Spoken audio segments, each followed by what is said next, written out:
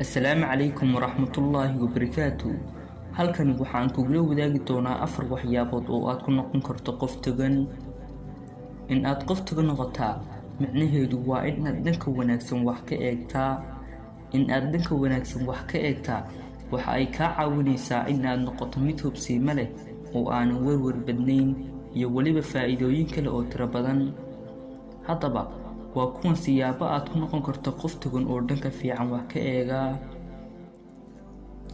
1. Ogow duruufta.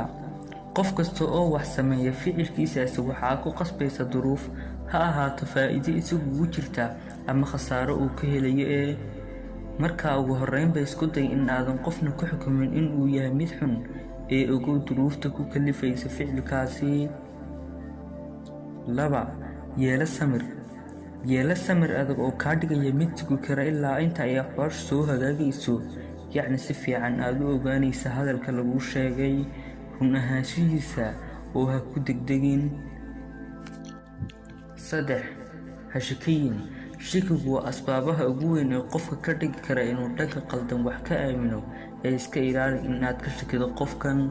Ugu horreynba isku day in aad aaminto qofkan maadaama aanad xumaan hore kuba ogeyn. Xitaa haddii aad ku ogeyd, isku day in aad xumaantiisaasi u dabciso. 4. Ka dheero malaha.